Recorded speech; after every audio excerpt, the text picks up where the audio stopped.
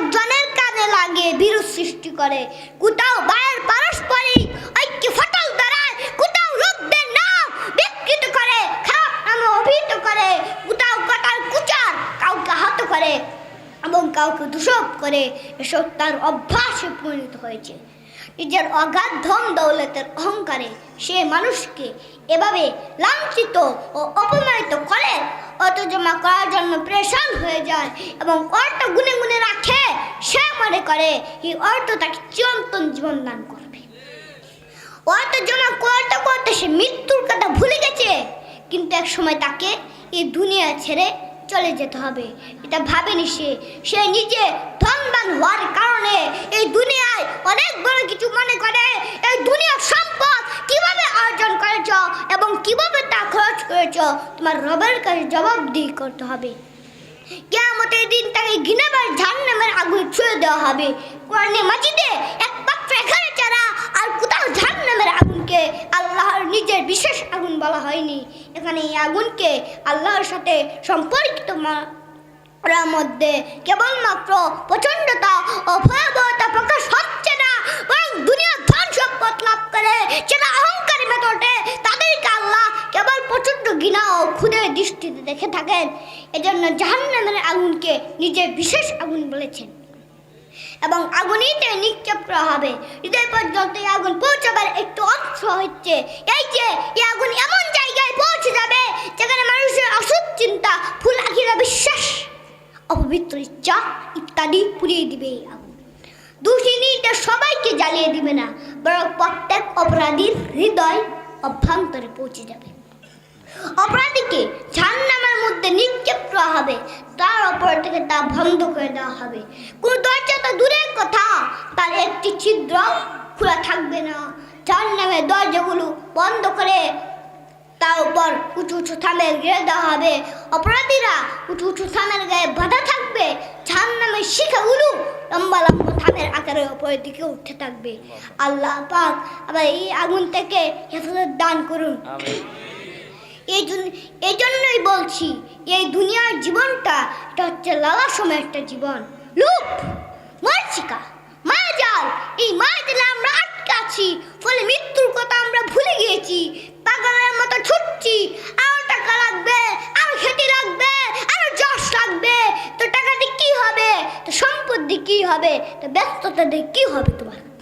Stop, থামো, অনেক হয়েছে আর না। Take rest, take best, think about this, think have to unit। একটু বসেন না, একটু ভাবেন যে আমার চলে যেতে হবে এই খোলা হল, এই ব্যস্ততা, এগুলো থাকবে না আমি। সাইয়েদনা ওমর ফারুক বলেছেন, মুতু কবলান তামুতু, মারা গে একবার মরো। হাসিবু কবলান তাহাসবু আলাইকুম, তোমার হিসাব নেওয়ার আগে নিজের হিসাবটা একটু পড়ো না, কাগজ বের করে একটু লিখো না কি কি ভালো কাজ করেছিল, যে নাজাতের উসিল হতে পারে 1 2 3, আর কি কি ভালো কাজ করেছো লিখে দাও তোমার অবস্থা কি। মরার আগে শটাং করে চোখ বন্ধ করে একবার মরার বান করে দেখেন কেমন লাগে। চোখটা বন্ধ করেন আর ভাবেন আপনি নাই, কি কি হতে পারে ভাবেন। আপনার ছেলে মেয়েরা কান্না জুড়ে দিবে, আপনার প্রাণের স্ত্রী বিলাপ শুরু করে দিবে, বন্ধু বান্ধবের চিৎকার বাগাম, স্থানীয় এলাকার মসজিদের ঘোষণা, অমুক এলাকার নিবাসী, অমুক ভাই, অমুকের ছেলে অমুক দুনিয়ায় নাই, সব আত্মীয় চলে আসবে। ফেসবুকে স্ট্যাটাস দেওয়া হবে যে বিকাল 4টার সময় আপনার হাই স্কুলে আপনার জানাজা। ছুটে আসবে, সবাই ছুটে আসবে আপনাকে শেষ বিদায়ের জন্য। আর ওয়াদা, বিদায় জানতে আসবে সবাই। তাকবীরে আপনার জানাজা হবে, অশ্রুসিক্ত জানাজায় আপনার বিদায় হবে।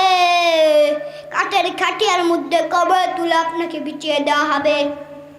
আগে থেকে কুড়া রাখার কবরটার মধ্যে আপনাকে বিছিয়ে দেওয়া হবে। পাশের কঞ্চি দিয়ে তারপর মাটি চাপা দিয়ে সব চলে যাবে।